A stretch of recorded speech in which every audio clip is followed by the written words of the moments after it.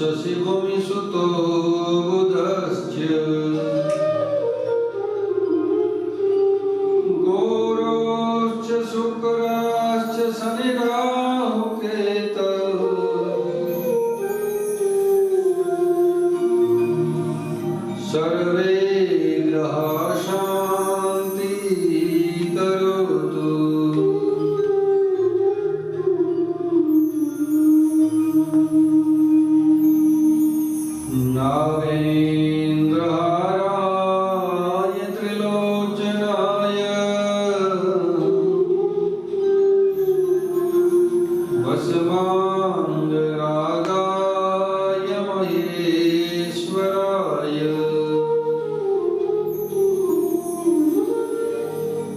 नित्याय शुद्धाय दिगंबराय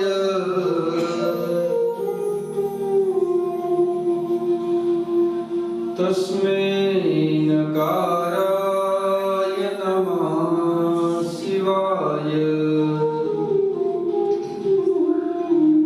तस्मै नकाराय नमः शिवाय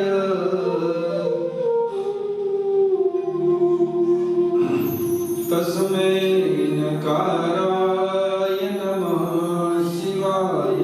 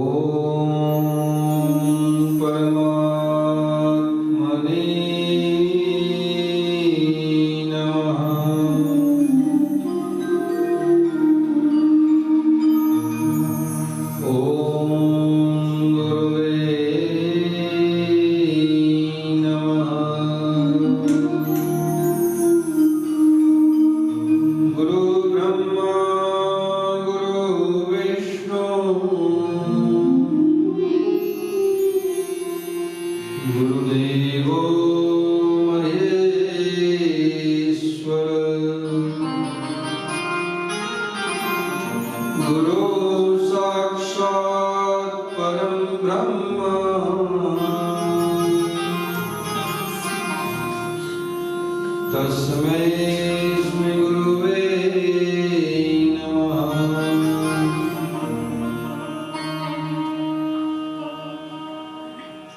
बोले सरस्वती मात की जय, द्वारिकाधीश की जय, पशुपतिनाथ महादेव की जय।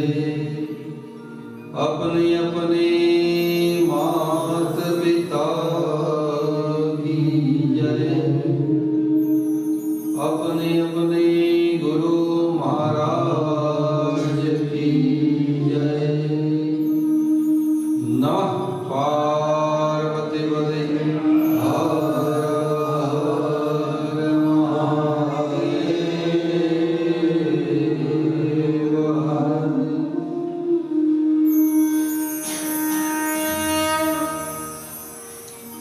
वंशे विभूषित करानम्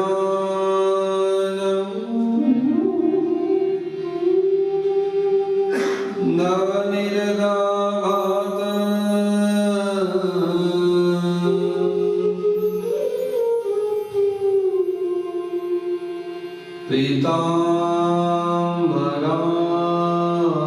पीताम्बराधर्मणमयम्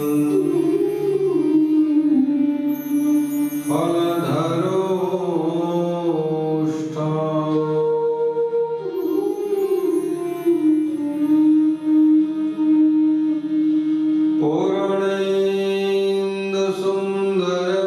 पूर्णेन्दुसुन्दरमुखादर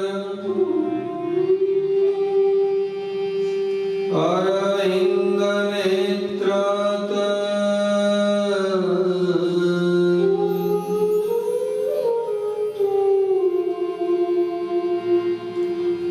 कृष्णात् परं किमपि तत्त्वम्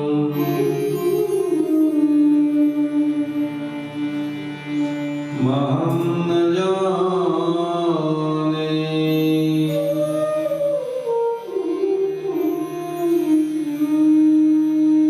कृष्णात् त्वदीयपदपङ्कज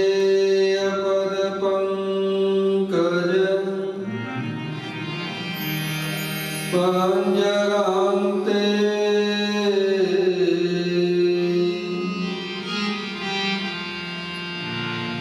अध्येव में। जो पशुपतिनाथ के प्रांगण में जो लोग आए हुए हैं, देखे ना, सबको ऐसा लगना चाहिए कि गुजरात से कोई लोग आए हुए हैं। जोर से बोलिए श्री कृष्णचंद्र भगवान की जय। हाँ, ऐसे जय बोलनी चाहिए। सत चित आनंद स्वरूप यहाँ भागवत जी के अंदर सुंदर बात बताई है। प्रथम श्लोक में ही ऐसा बताया हुआ है कि भगवान कैसे है, भगवान को हम कैसे पहचान सकते हैं, उनका स्वरूप कैसा है, वो इसमें बताया हुआ है। पहले श्लोक में ही मंगलाचरण में ही जो महात्म्य है उसमें बताते हैं कि भगवान सत्य स्वरूप है। जहां सत्य होता है वहां परमात्मा होते ही यानी होते ही है, इसमें कोई संशय ही नहीं। और जहां सत्य होता है वहां चित्त अपने आप आनंद करने लगता है।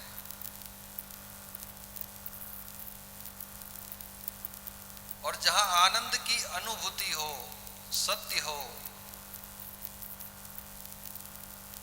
वहां परमात्मा अवश्य होते हैं। जब भी हम हमारे जीवन में सत्य लाते हैं तो इतना समझ लेना चाहिए कि हम भगवान की ओर हमारा कदम बढ़ रहा है। जितना सत्य बोलेंगे, सत्य के हिसाब से कार्य करते रहेंगे, तो उस हिसाब से हम परमात्मा की ओर हमारे कदम बढ़ते ही जाते हैं, बढ़ते ही जाते हैं।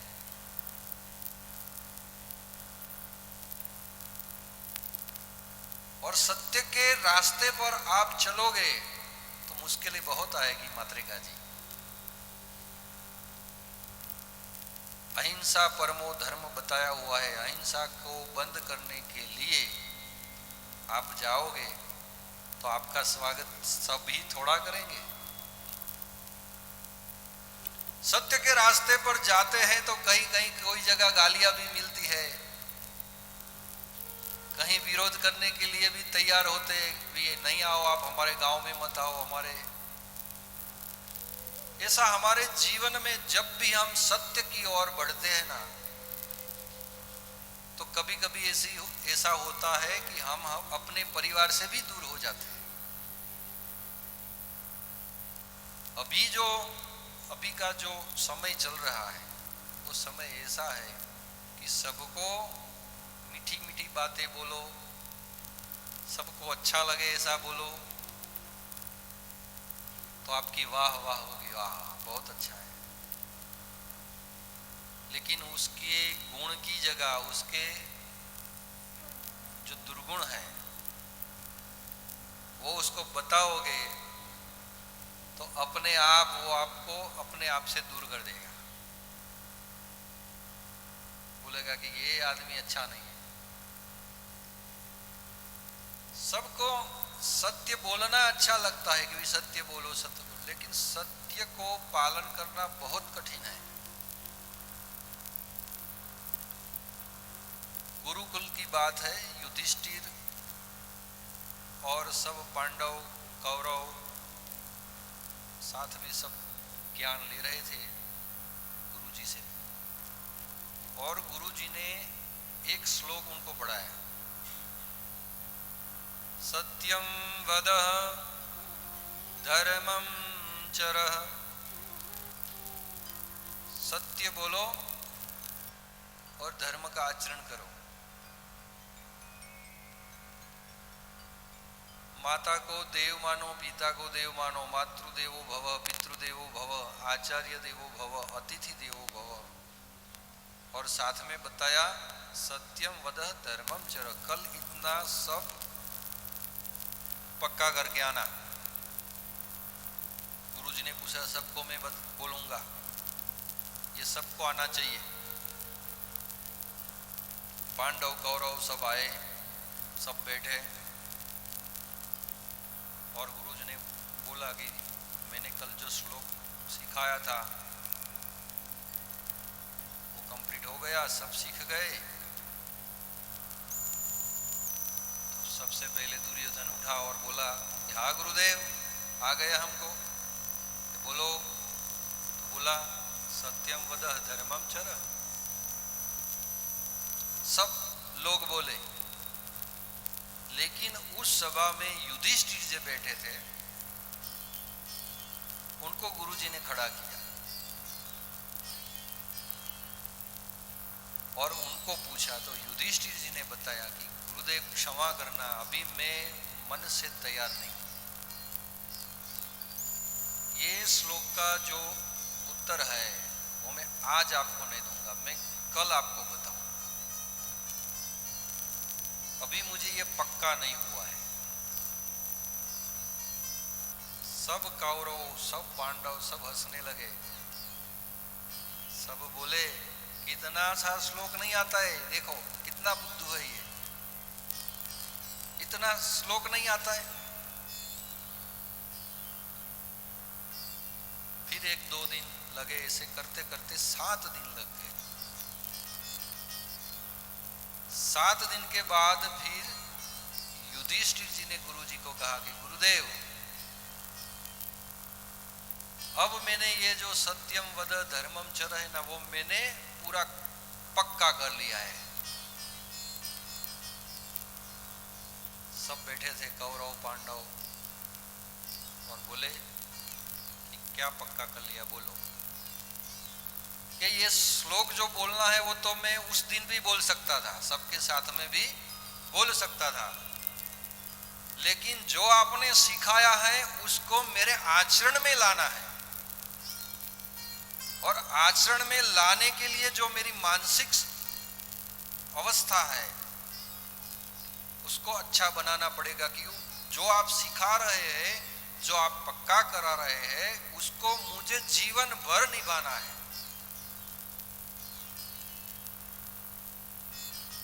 तो मैं आज आपके सामने में प्रण लेता हूं कि हमेशा आज के बाद जब भी मैं बोलूंगा वो सत्य ही बोलूंगा और धर्म का ही आचरण करूंगा। और उस दिन से जो युधिष्ठिर ने प्रण लिया, तो उसके बाद केवल जीवन में एक बार भी आधा झूठ बोले, ज्यादा नहीं है, आधा, वो भी धर्म के लिए। जब भगवान ने स्वयं कहा उनसे, महाभारत का युद्ध चल रहा था और द्रोणाचार्य जी है, उनको कोई मार नहीं सकता था, तो भगवान श्री कृष्ण ने कहा कि ऐसे अधर्मी जो लोग हैं उनको द्रोणाचार्य जी साथ दे रहे हैं। कौरव पक्ष जो है वो अधर्म की शिविर है और उनका साथ द्रोणाचार्य गुरु दे रहे हैं।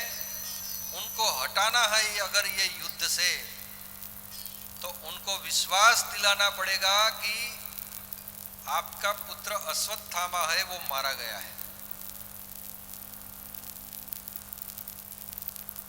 और भीम को बोला भगवान ने कि जाओ, वो हाथी है उसका नाम क्या है कि अश्वत्थामा, तो वो हाथी है उसको मार गिराओ।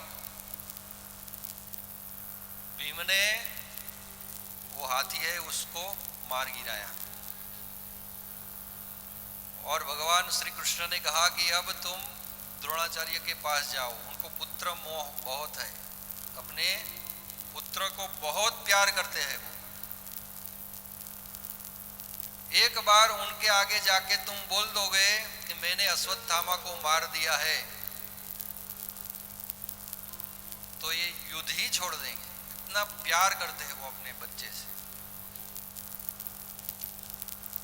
भीम वहां गया, वहां जाके जोर जोर से चिल्लाने लगा और कहने लगा कि मैंने अश्वत्थामा को मार दिया, मैंने अश्वत्थामा को मार दिया।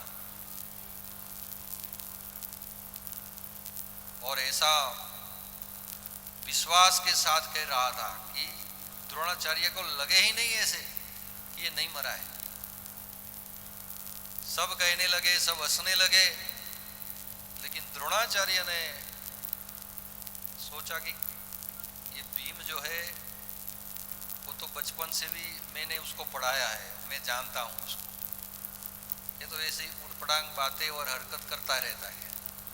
लेकिन अगर जो मुझे युधिष्ठिर बोल देगा कि मेरा पुत्र मारा गया है तो मैं समझूंगा कि वो मरा हुआ है। वो आए अपना रथ लेके और युधिष्ठिर जी को बोला। तो युधिष्ठिर जी थे, उन्होंने कहा कि अश्वत्थामा मारा गया है गुरु, वो सही है। क्योंकि गुरु जी ने पूछा कि हे युधिष्ठिर, तुम धर्म के अवतार हो, कभी असत्य बोलते नहीं हो, तुमने मेरे सामने प्रण लिया है, जो भी है मुझे सत्य बताओ।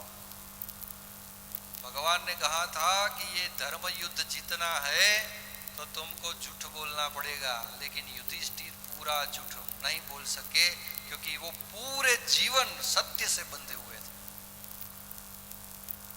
उन्होंने कहा कि गुरुदेव, अश्वत्थामा तो मारा गया है, लेकिन कौन सा अश्वत्थामा मारा गया है वो मुझे पता नहीं। और इतना झूठ जब युधिष्ठिर ने बोला तो पूरे जीवन जो वो सत्य बोले थे और पूरे जीवन उन्होंने धर्म का आचरण किया था, उस हिसाब से जब पांडवों ने स्वर्ग रोहिणी की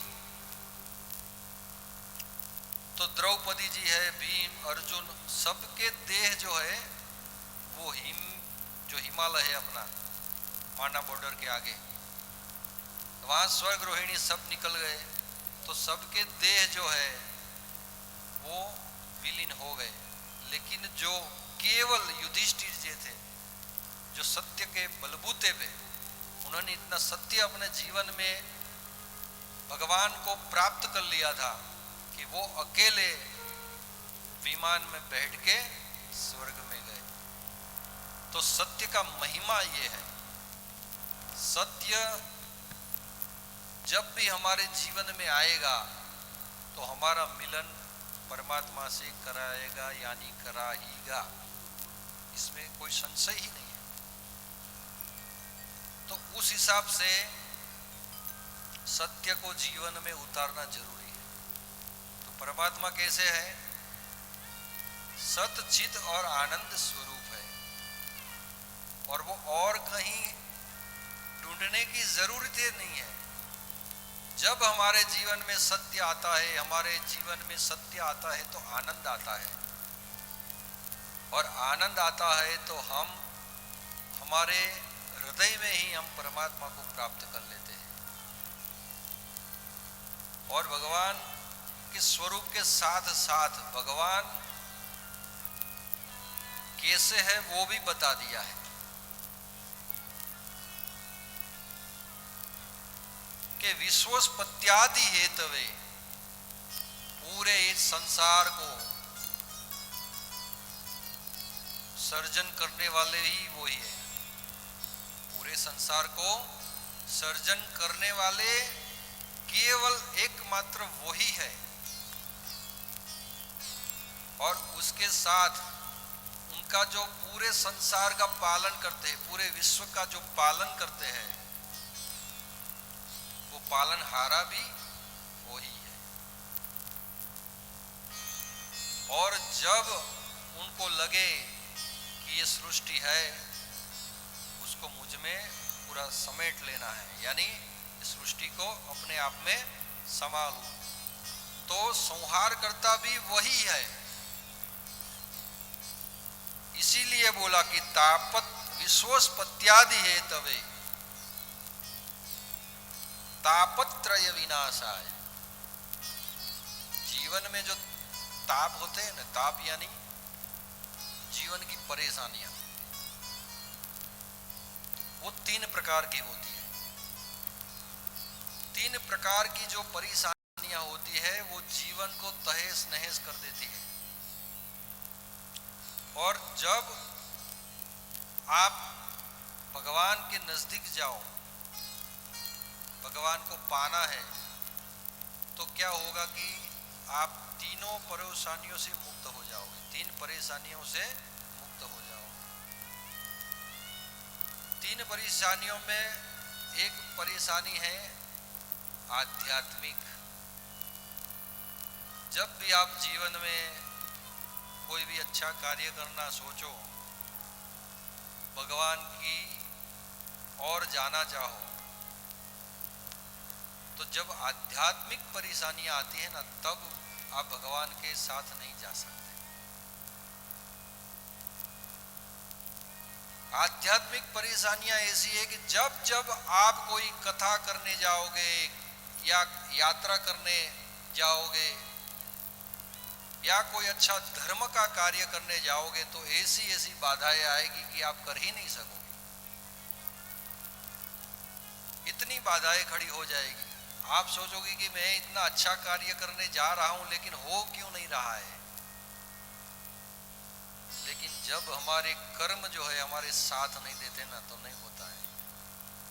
ये जन्म भी और पूर्व जन्म भी, जब हमारे कर्म अच्छे होते हैं तब हम परमात्मा की नजदीक जा सकते हैं और तब अच्छा कार्य कर सकते हैं, उसके बगैर नहीं होता है।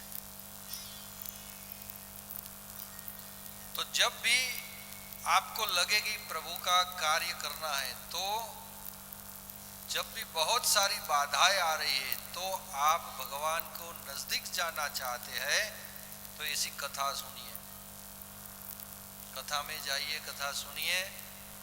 तो जितनी भी कथा आप सुनेंगे, उससे आपके कर्ण जो है यानी कान जो है वो पवित्र होगी। यहाँ सब भगवान के चरित्र दर्शाए जाएंगे, तो जैसे कान से सुनेंगे और वही चरित्र, पूरा चित्र जो है वो आपके नेत्र पटल पर मंडराने लगेगा, पूरा नेत्र पटल पे वो चित्र बन जाएगा।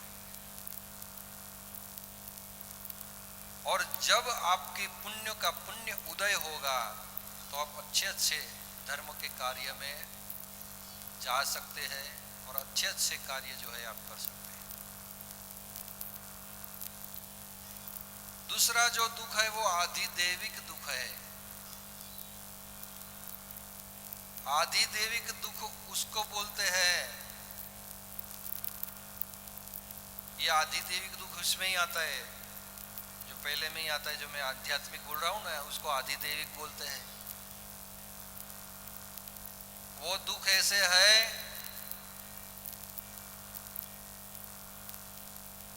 कि वो दुख के अंदर क्यों उत्पन्न होते हैं, ये दुख उत्पन्न क्यों होते हैं।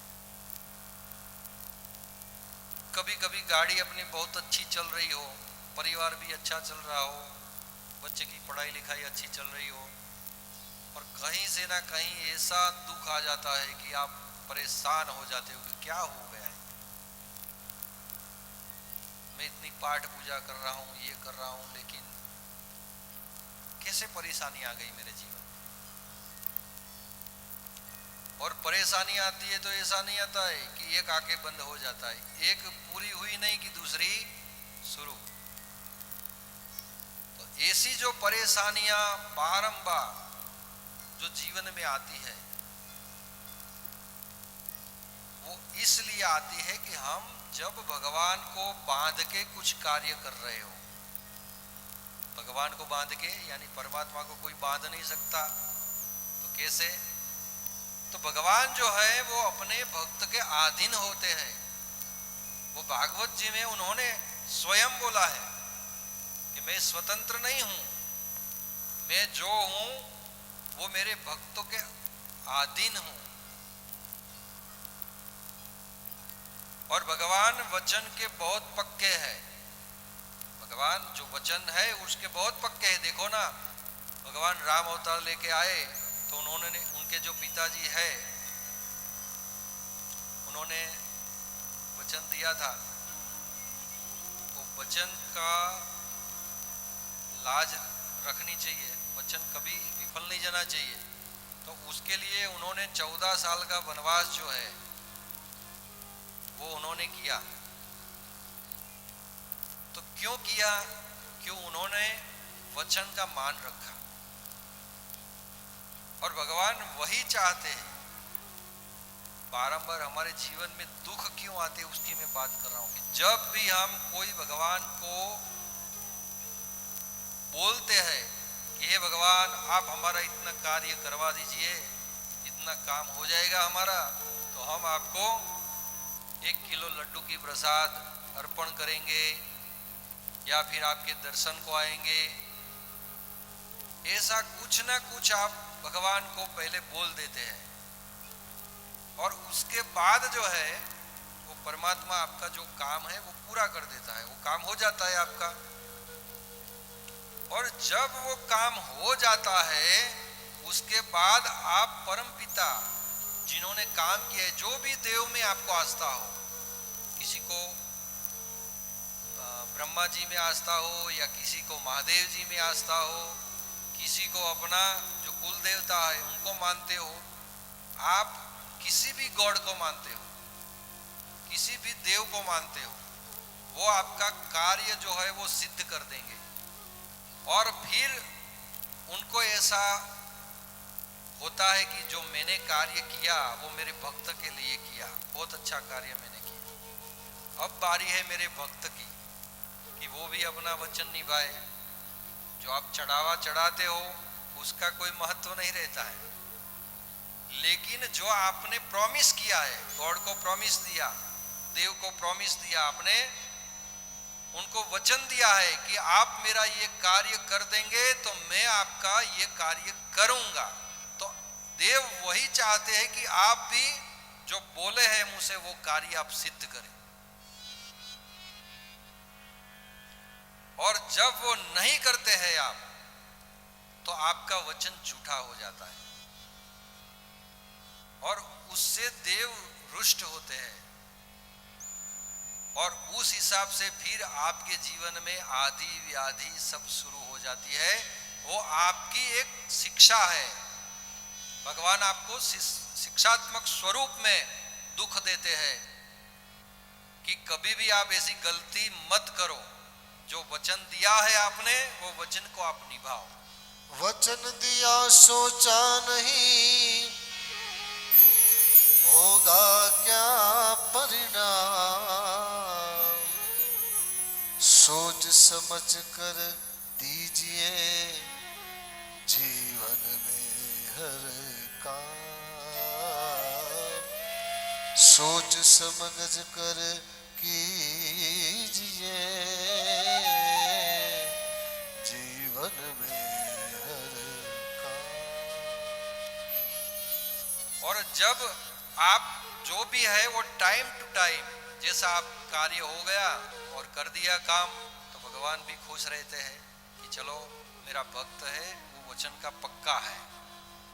तो जो बात हो रही है यहाँ तापत्रय विनाशाय, तो जो भी बाधाएं है, जो आपने परमात्मा से बाधाएं की है, तो उसके कारण जो भी आप तकलीफ में हैं या मुश्किलें भुगत रहे हैं, तो आज यहाँ हमारे कान्हा बैठे हैं, आप उनको समर्पित कर दीजिए। बोलिए कि हे भगवान, हे परमात्मा, हे नारायण, हमने कहाँ कौन सी बाधाएं ली है हमको मालूम नहीं है, हमारे कोई पूर्वज हो उन्होंने कुछ ऐसा प्रॉमिस दिया हो, लेकिन उनसे हो सका हो या ना हो सका हो, लेकिन आप को हम इधर आज समर्पित कर देते हैं। और इस कथा के दौरान और इस समय ही सभी बाधाओं से हम मुक्त होके आपके चरण में आए हुए हैं, तो आपको हमको आशीष दो और आपके चरण में हमको जगा दो। ऐसा जब होता है तो ये आदि दैविक दुख होते हैं सब दूर हो जाते हैं। और दूसरे जो दुख होते हैं हमारे जीवन में, आध्यात्मिक, आदि दैविक, आदि भौतिक दुख होते हैं। आदि भौतिक दुख होते हैं ना, वो हमको परमात्मा कभी नहीं देता है। आदि भौतिक दुख हम उत्पन्न करते हैं। कैसे? तो कोई बड़ी गाड़ी लाया फ्रेंड सर्कल में या फिर हमारे परिवार में, कोई अच्छा कमाई कर रहा है, अच्छी गाड़ी लाया, अच्छा बंगला लिया और अच्छी आगे बढ़ रहा है, तो उसका देख के फिर हमको भी ऐसा लगे कि हम भी गाड़ी लाए, हम भी अच्छे मकान में रहे, और उस हिसाब से फिर आप भी इतना खर्चा करते जाओ और वो खर्चा इतना करोगे कि आपकी जो इनकम है वो इनकम से ज्यादा, इनकमिंग से ज्यादा आउटगोइंग होनी शुरू हो जाएगी। जितना कमाते हो सब ईएमआई में चले जाएंगे, फिर महीना आएगा कुछ बचेगा तो नहीं। और फिर जब कुछ बचता नहीं है तो पचता नहीं है, कुछ बचता नहीं है तो पचता नहीं है। कहने का मतलब कुछ बचेगा नहीं तो फिर घर कैसे चलाओगे? पत्नी तो बोलेगी, महीना होगा कि भाई इतना खर्चा होता है लाओ, आमदनी होती है तो इतना तो हमारा आमदनी होता ही है। महीना आ गया तो घर का राशन लाना है, बच्चों की पढ़ाई चल रही है, बच्चों की फीस भरनी है, और दूसरे कोई मेहमान आए तो उनके लिए थोड़ा सामान ज्यादा लाना पड़ता है, तो राशन थोड़ा ज्यादा लाना पड़ता है। सब व्यवहार भी समाज में रहते हैं, कोई अपने घर पे आता है जाता है तो व्यवहार भी करना पड़ता है।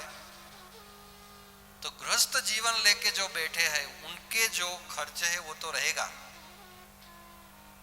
लेकिन जब भी कोई भी व्यक्ति हो अपनी आमदनी से ज्यादा खर्चा करने लगेगा तो ये भौतिक दुख अपने जीवन में आते हैं।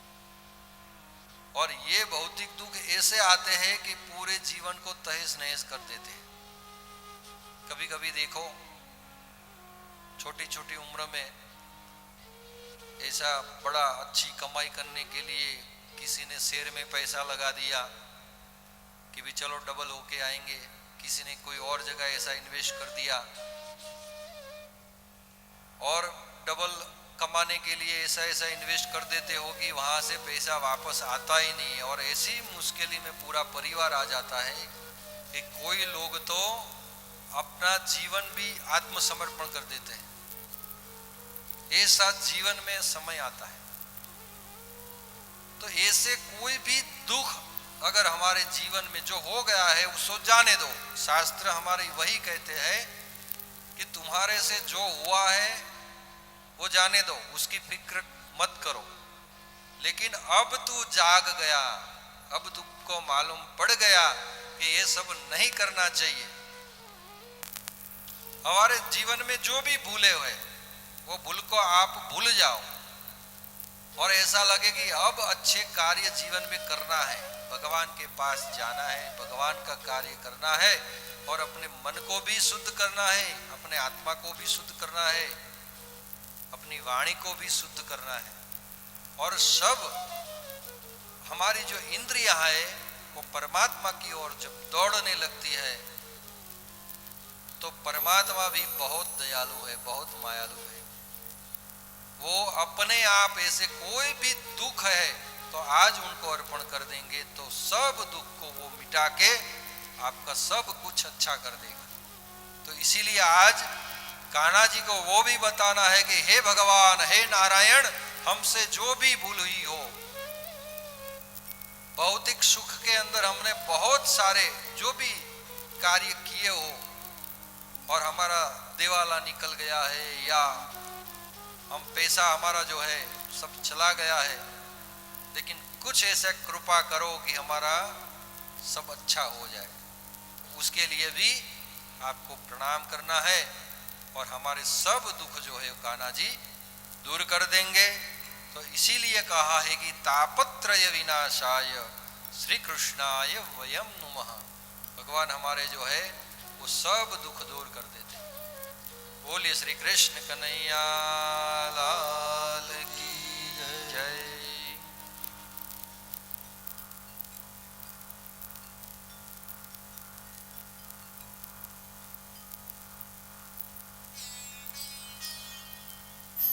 हाँ आइए, नेपाल से इधर आए हैं हरिभक्त।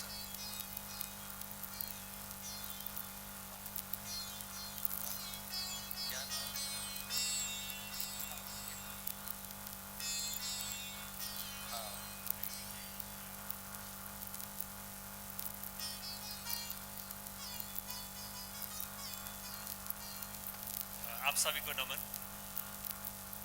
प्रणाम। मैं नेपाल की हिंदी उतना ज़्यादा अच्छा नहीं है। गुजराती भले ही नेपाली भाषा से 60% में समान शब्द है, लेकिन वो बोलने में थोड़ा दिक्कत है, समझते हैं। हिंदी भी उतना बढ़िया नहीं है, फिर भी मैं गुरु जी की आज्ञा से दो शब्द में बोलना चाहता हूँ। सर्वप्रथम तो मैं नेपाल के नागरिक होने के नाते आप सभी को इस देवभूमि पुण्यभूमि पशुपतिनाथ के क्षेत्र में मैं स्वागत करता हूँ।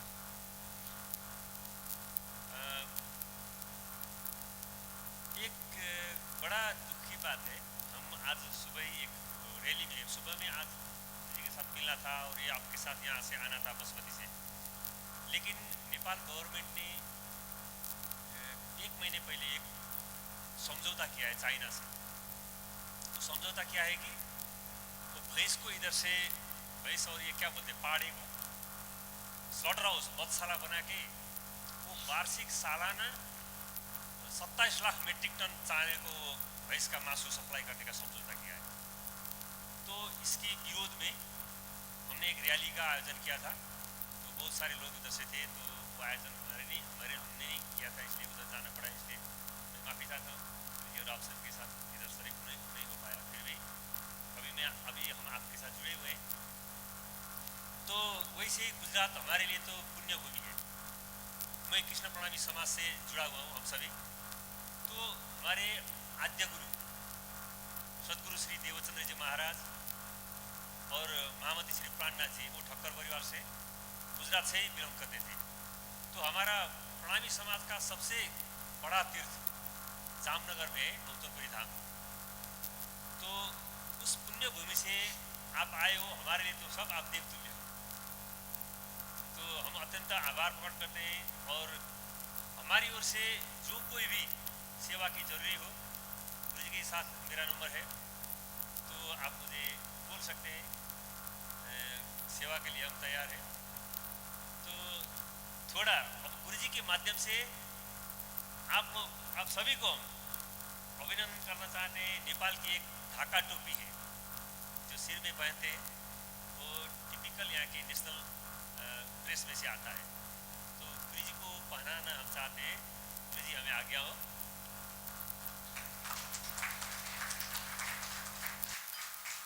किरण बहन आप भी थोड़ा आगे आओ।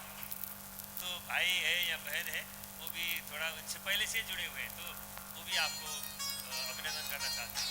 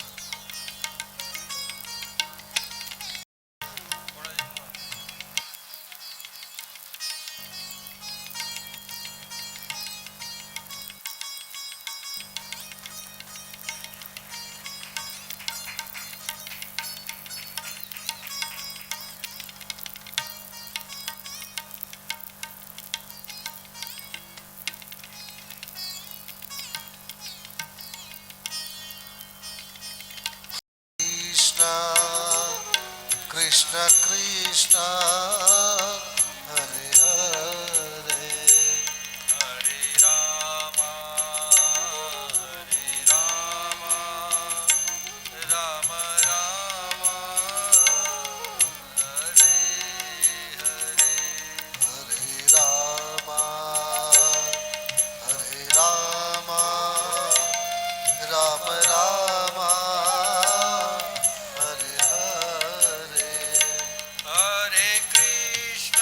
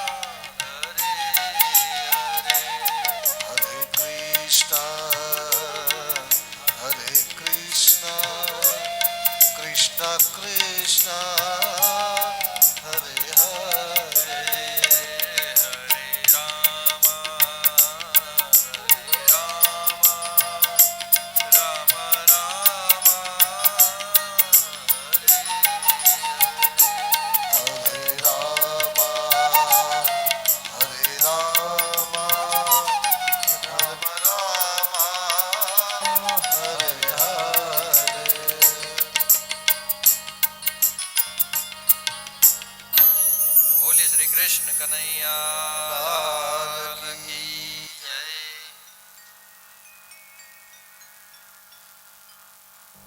નિમિષે સુતમાસીન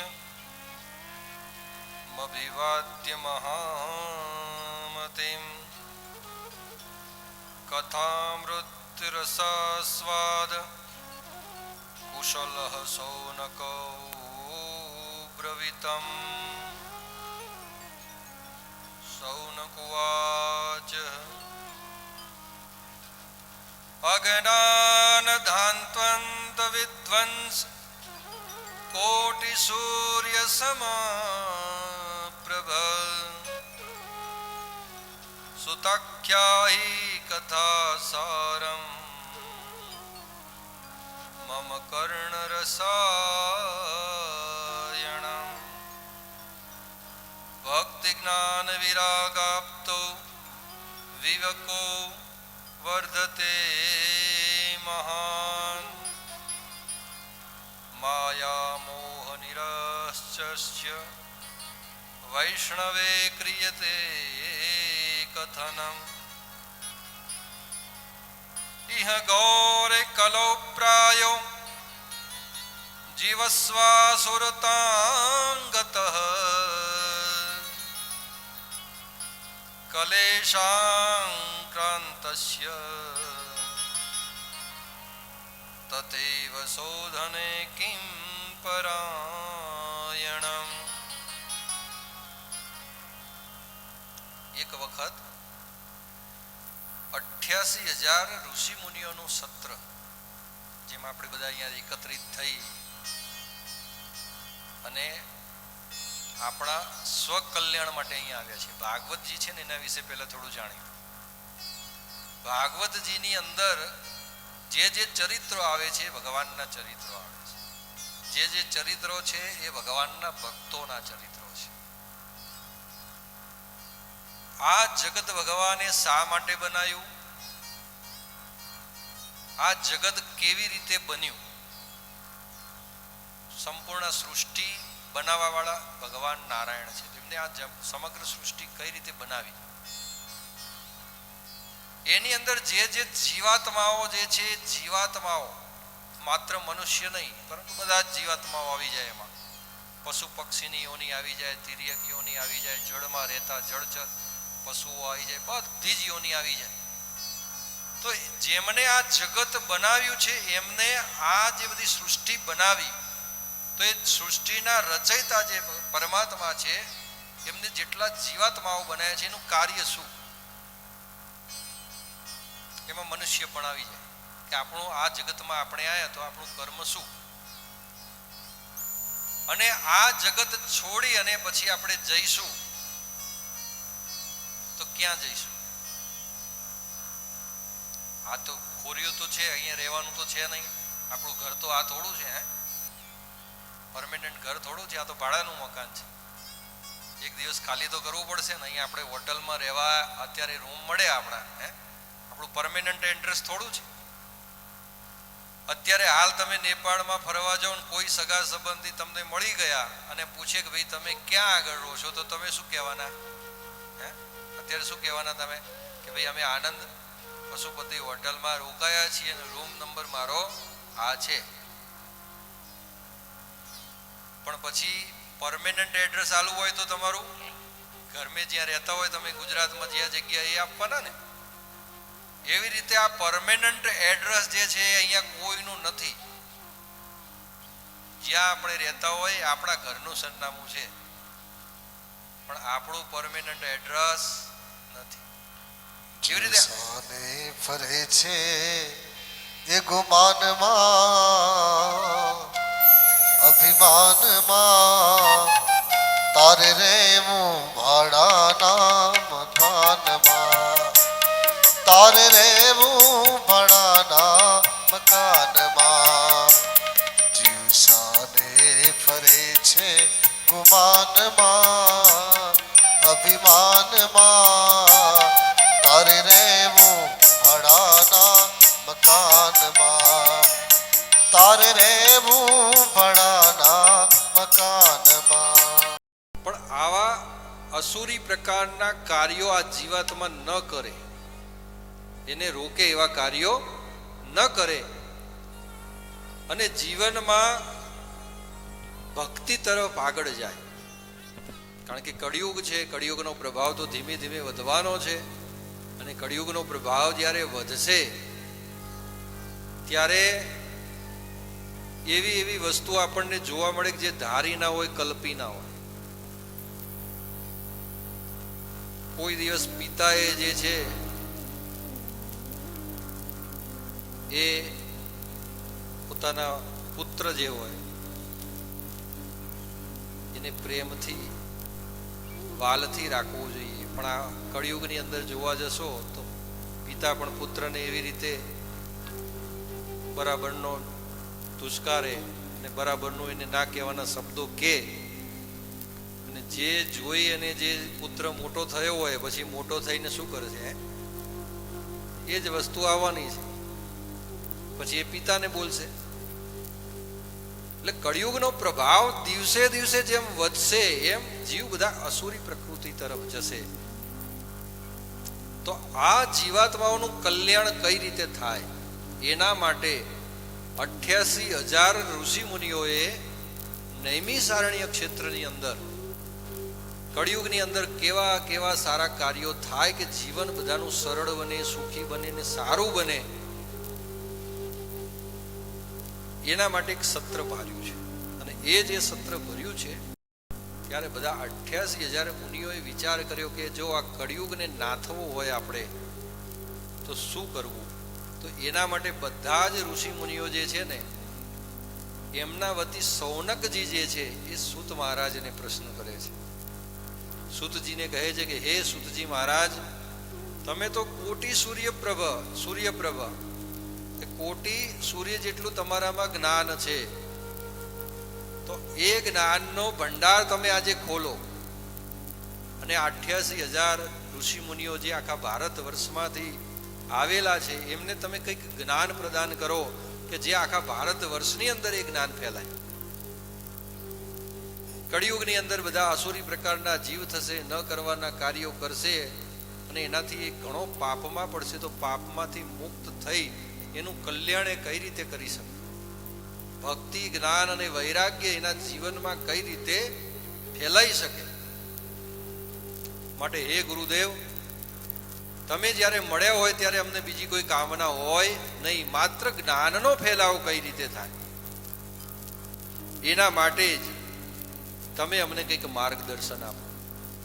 અને ગુરુ માટે પછી એમને સુંદર મજાનો શ્લોક બોલ્યા છે. ચિંતામણી લોક સુખમ સુરુદ્રો સ્વર્ગ સંપદમ પ્રયચ્છી ગુરુ પ્રીતો વૈકુંઠમ યોગી દુર્લભમ. કે ચિંતામણી લોક સુખમ એટલે કે તમારા જેવા ગુરુ મળ્યા હોય ત્યારે અમારે બીજી કોઈ ચિંતા હોય નહીં. ચિંતામણી એટલે કે જો પારસમણી મળી જાય, પારસમણી તો ખબર છે ને બધાને કે ભાઈ લોઢો હોય એને તમે આ મળાવો તો એનો સોનો થઈ જાય. બોલો અત્યારે અહીંયા મળો તો અહીંયા પારસમણી મળી ગયો તો અત્યારે તોલાના 70,000 રૂપિયા કે 80 ખરીદી લાગે હમણાં નવું 80,000 નો ભાવ હોય ને જો આમ મળી જાય તો કેવું થાય કહો. ચિંતામણી લોક સુખમ, આખા જગતનું સુખ જોઈતું હોય તો ચિંતામણી આપી દે.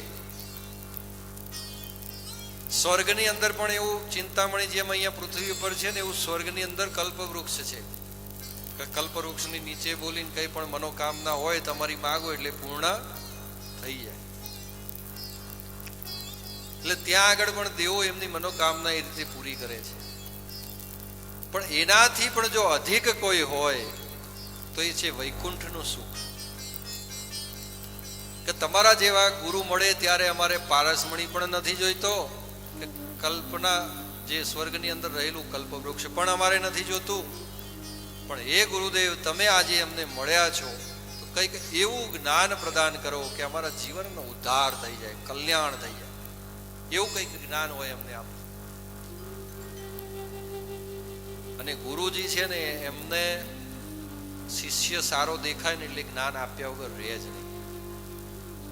ગુરુ એક પાત્ર એવું છે જીવનમાં કે એમની પાસે જેટલો પણ જ્ઞાનનો ભંડાર મળ્યો હોય ખાલી લેવા વાળો જોઈએ.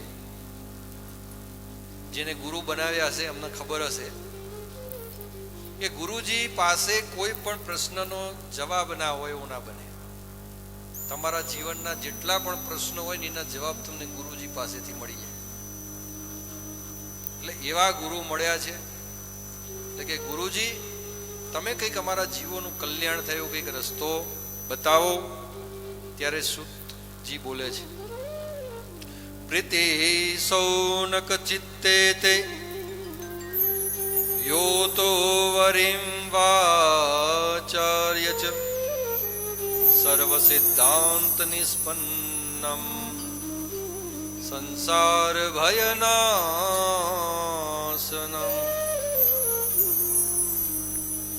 સૌનકજી એક ચિત્ત થઈને સાંભળો. આજે હું તમને જે જ્ઞાન પ્રદાન કરવા જઈ રહ્યો છું ને એના પછી તમારે કોઈ શાસ્ત્રનું જ્ઞાન ની જરૂર જ નહીં પડે. ગમે તેવા અધમમાં અધમ પ્રકારના પાપ કરેલા હોય ને એવા જીવનું પણ કલ્યાણ થઈ જશે. અને આ સંસારના ગમે એવા બંધનમાં માણસ ફસાયેલો હોય ને તો એ બંધનમાંથી પણ મુક્ત કરી દેશે. એવા શાસ્ત્રનું જ્ઞાન હું તમને આપવા જઈ રહ્યો છું. આ જ્ઞાન લેવાથી તમારા જીવનની અંદર એટલી શાંતિ પ્રવર્તશે કે તમે જીવનમાં બીજું કશું જ મેળવવાની ઈચ્છા નહીં રહે. એટલું સુંદર મજાનું જ્ઞાન તમને કહેવા જઈ રહ્યો છું કે આ જે જ્ઞાન છે એ ભાગવત શાસ્ત્રનું જ્ઞાન છે. એકવાર પરીક્ષિત રાજા હતા, એમને શ્રાપ મળ્યો કે તક્ષક નાગ આવશે અને તમને કરડશે અને 7 દિવસની અંદર તમારું મૃત્યુ નિશ્ચિત છે.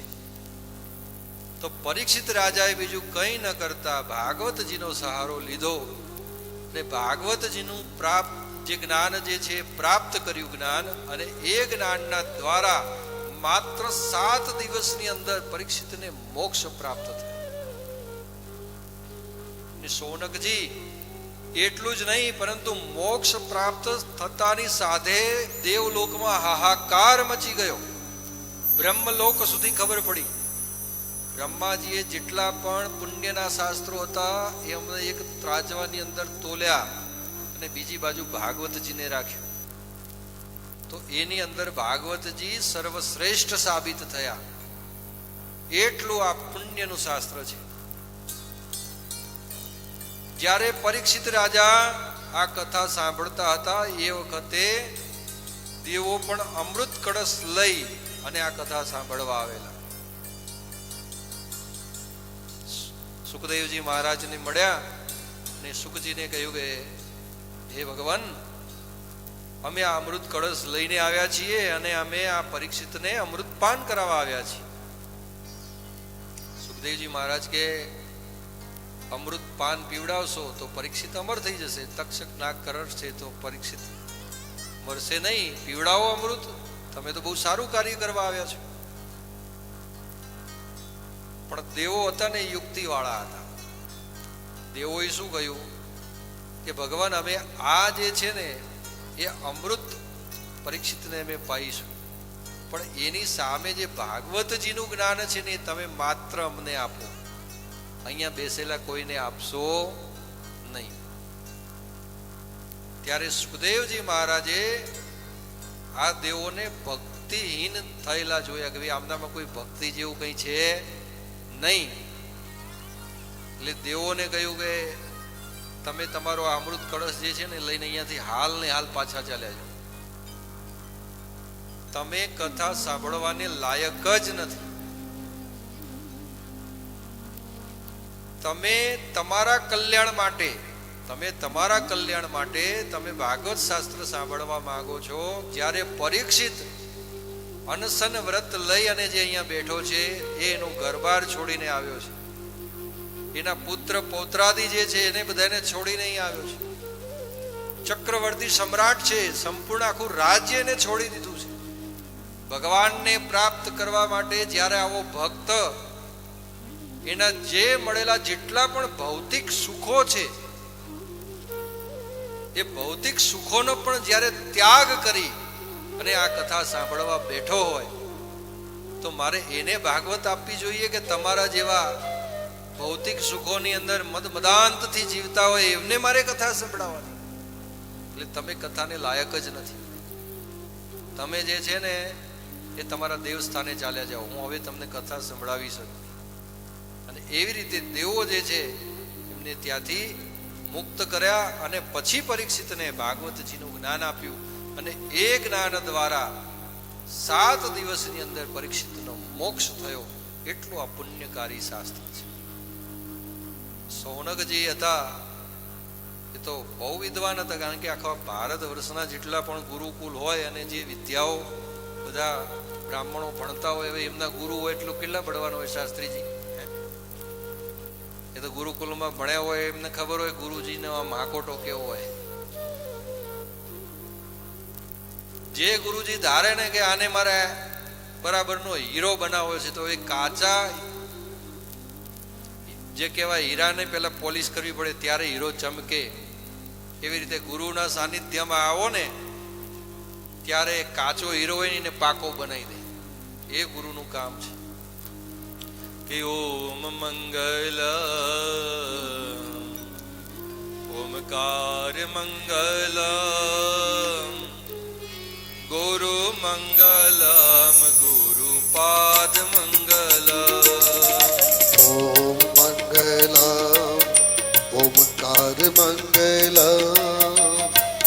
ગુરુ મંગલમ ગુરુ પાદ મંગલમ. મારા ગુરુજી બ્રહ્મા જેવા લાગે, મારા ગુરુજી વિષ્ણુ જેવા લાગે. એ મારા ગુરુજી બ્રહ્મા જેવા લાગે, મારા ગુરુજી વિષ્ણુ જેવા લાગે. એ ગુરુ પ્રેમનો અવતાર, ગુરુ પ્રેમનો અવતાર, ગુરુ શિવનો અવતાર, એ ગુરુ શિવનો અવતાર. તમને ગુરુ બતાવું. ઓમ મંગલમ ઓમકાર મંગલમ ગુરુ મંગલમ ગુરુ પદ મંગલમ. ઓમ મંગલમ ઓમકાર મંગલમ ગુરુ મંગલમ ગુરુ પદ મંગલમ.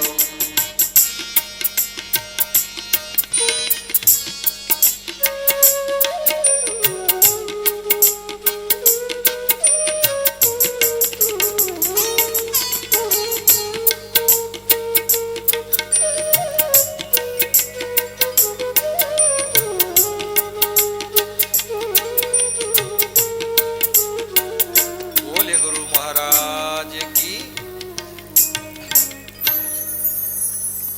એટલે આવી રીતે આ તો એક બાજુ સુતજી મહારાજ છે, સૌનકજી, એટલે કેટલો જ્ઞાન સમુદાય ભેગો થયો છે. આપણે વિચાર કરીએ, ખાલી કલ્પના કરો કેવો જ્ઞાન સમુદાય હશે. એટલે બધા મળ્યા છે. સૌનકજીએ પ્રશ્ન કર્યો કે હે ગુરુદેવ, આટલું ભાગ્ય સાડી શાસ્ત્ર હોય તો આ ભાગવતજીની ઉત્પત્તિ કઈ રીતે થઈ? પરીક્ષિતના માટે ભાગવતજી રચાયો તો પરીક્ષિતે સાંભળ્યું તો સુતજી મહારાજ જે છે એમને પૂછે છે કે આ સુક મહારાજ કોણ હતા અને પરીક્ષિતને જ શા માટે ભાગવતજી સંભળાયું? અમે વિસ્તૃતથી આખી કથાનું શ્રવણ કરવા માંગીએ છીએ. અને આ કથા કઈ રીતે થઈ શકે, એની પૂજન વિધિ શું, આ કથા સૌ પ્રથમ કોને કરી, એટલે આ બધું અમે વિસ્તારથી સાંભળવા માટે માંગીએ છીએ. માટે કૃપા કરીને અમે કહો. ત્યારે સુતજી મહારાજ જે છે એ કહે છે કે આવા ને આવા તમારા જેવા પ્રશ્નો છે ને આવા જ પ્રશ્નો નારદ મુનિને થયા હતા. અને નારદ મુનિને જે પ્રશ્નો થયા અને સનત કુમારોએ જે જવાબ આપ્યો તો એ હું તમને આપું છું, એ તમે શાંતિથી સાંભળો. કે એક દિવસ નારદ મુનિ જે હતા એ આમ ખિન્ન મનથી બદ્રિકા આશ્રમમાં બેઠેલા, અને એવામાં સનત કુમારો જે છે એમનું ત્યાં આવવું. એટલે સનત કુમારોએ જેવા નારદ મુનિને જોયા એટલે તરત જ પૂછ્યું એમને, કથમ બ્રહ્મમ દિનમુખમ કુતશ્ચિંતાતુરો ભવાનમ ત્વરિતમ ગમ્યતે કુત્ર કુતશ્ચાગમનમ તવ. કે હે નારદ મુનિ, આજ સુધી તમને આટલા દુઃખી હૃદયના ક્યારેય તમને જોયા નથી. તમારા મન ઉપર તો હંમેશા પ્રસન્નતા હોય, હાથની અંદર કડતાલ હોય અને નારાયણ નારાયણ નારાયણ કરતા બધા લોક ફરતા જતા હોવ તમે, પણ આજે તમે કંઈક ચિંતામાં છો. તો આ ચિંતા શું છે? કૃપા કરીને તમે અમને કહો. આમ ગરીબ જેવું મોઢું બનાવીને તમે કેમ બેઠા છો? તમારી કંઈક ચિંતા હોય તો અમને કહો, તરત અમે એને દૂર કરી દઈશું. અને આ તો સનત કુમારો હતા, જ્ઞાનનો ભંડાર, બ્રહ્માજીના સ્વયં માનસ પુત્રો. જ્યારે જ્ઞાનનો ભંડાર અને સામે બીજા જ્ઞાનના ભંડારને મળે એટલે તો કેવી જ્ઞાનની વાતો થાય કહો. જ્ઞાની સે મિલે જ્ઞાની તો કરે જ્ઞાન કી બાત. એક જ્ઞાનીથી બીજો જ્ઞાની મળે ને એટલે જ્ઞાનની વાતો જ હોય. જ્ઞાની સે મિલે જ્ઞાની तो करे ज्ञान की बात. अगर कोई गधा किसी गधे से मिले तो करे लातम लात. एक गधेड़ो बीजा गधेड़ाने मरे ने तो बे મળ્યા હોય તો લાતમ લાત જ કરતા હોય, પણ એક જ્ઞાની બીજા જ્ઞાનીને મળે તો એ જ્ઞાનની જ વાત હોય. એટલે તરત જ આ તો નારદ મુનિ છે તરત ઊભા થયા, એમને સાષ્ટાંગ પ્રણામ કર્યા, કારણ કે હતા બંને ભાઈઓ, બંને બ્રહ્માજીના પુત્રો મળ્યા. અને હવે નારદજીને થયું કે આજે તમે મળ્યા છો એટલે હવે સમજી લો મારા બધા દુઃખો દૂર. કે નારદજી સંસાર લઈને બેઠા હોય, એમને દુઃખો હોય, સંસાર લઈને બેઠા હોય તો કદાચ કોઈ નારીનું દુઃખ હોય કે નારી સુંદર वस्त्र विभूषण मागत बारंबार, जोला के घर में नहीं देवे तो नित्य करे तकरार. नारी होय, सुंदर वस्त्र विभूषण आ બધું માગે ને જો લઈને ના આપો તો કંઈક દુઃખ થાય. બરાબર, સંતાનનું દુઃખ હોય, પણ તમારે તો ગૃહસ્થ જીવનમાં તો કંઈ છે નહીં, ભગવાન નારાયણનું નામ લો છો તો પછી આટલા દુઃખી કેમ છો? કે વાત તમારી સાચી છે, ગૃહસ્થ જીવન મારું નથી, પણ આ સંસારના જેટલા પણ જીવોને હું દુઃખી માનું છું ને, હવે સંસાર આખો મારા સંતાનની રૂપે હું જોઉં છું.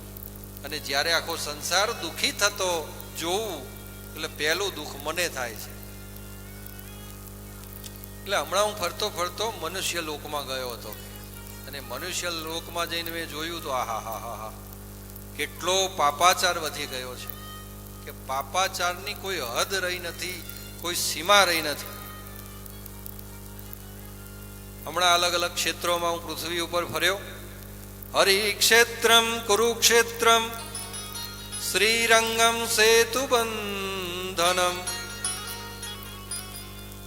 એવમાદિષુ તીર્થેષુ ભ્રમણ ઇતિ સ્તતઃ. હરિક્ષેત્રની અંદર ગયો હું, કુરુક્ષેત્રમાં ગયો, શ્રીરંગમ ગયો, સેતુબંધ એટલે રામેશ્વર ગયો. આ બધા તીર્થ ક્ષેત્રો હું ફર્યો, પણ આ બધા તીર્થોની અંદર મેં એટલો પાપાચાર જોયો કે તીર્થ ક્ષેત્રને લોકોએ પવિત્ર રહેવા દીધા નથી. સત્યમ નાસ્તિ તપઃ શૌચમ દયાદાનમ ન વિદ્યતે ઉદરમ ભરણ્યું જીવા દ્વારકા કુટભાસિણમ. સત્યમ નાસ્તિ, કે આ હું જ્યાં જ્યાં ભર્યો ને ત્યાં સત્ય તો મેં જોયું જ નહીં.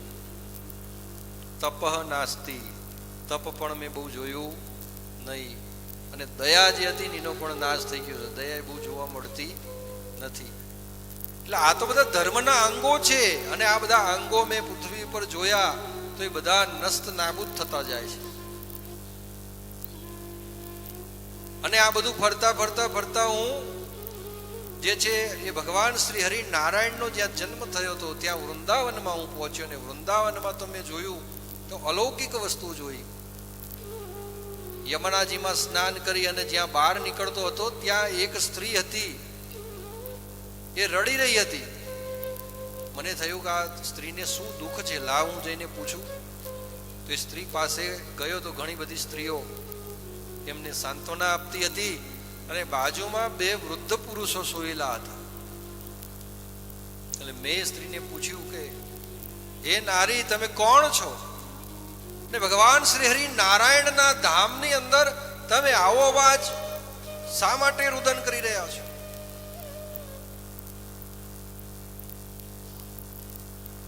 ત્યારે તરત જ એ સ્ત્રી આવીને મને પ્રણામ કર્યા. ને પ્રણામ કરી અને આજે જેમ હું તમને મળી અને એકદમ નિશ્ચિંત થઈ ગયું કે હવે મારું દુઃખ દૂર થઈ ગયું, એવી રીતે સ્ત્રી મને જ્યારે જોયો ત્યારે એના બધા દુઃખો દૂર થઈ ગયા.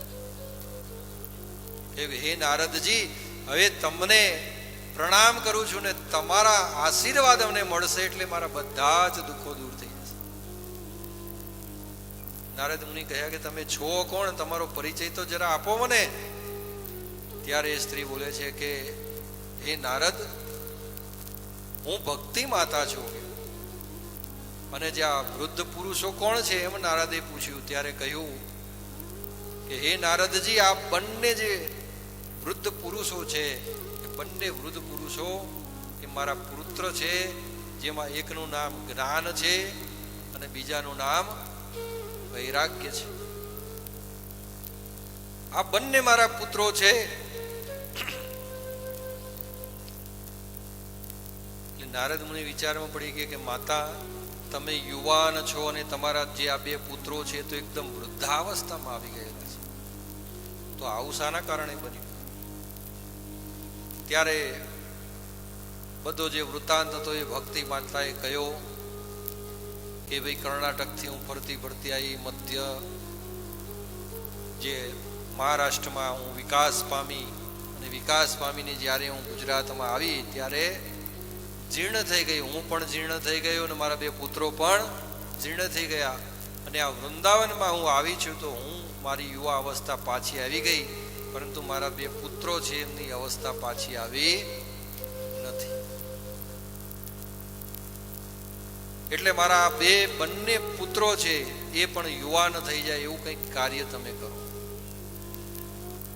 ત્યારે નારદ મુનિ એમનો પરિચય સ્વથી કરાવે છે. આમાં કેવું છે કે આપણે બધા જાણીએ તો છીએ, અહીંયા બેસેલા કોઈ કશું નથી જાણતા એવું નથી. ઘણા બધા કદાચ ઘણીવાર વ્યાસાસન ઉપરથી જે જ્ઞાન પીરસાતું હોય એનાથી પણ મહાન જ્ઞાની હોય. પણ જાણતા હોવું અને માનવું આ બેમાં ફરક છે. જે વસ્તુ આપણે જાણતા હોઈએ પણ જો એ આચરણમાં ના લાવી શકીએ ત્યાં સુધી આપણે નિરર્થક છે. એટલે સ્વ ભક્તિજીનો પરિચય કરાવે છે કે હે ભક્તિ માતા, તમે તો ભગવાન નારાયણના કેટલા પ્રિય છો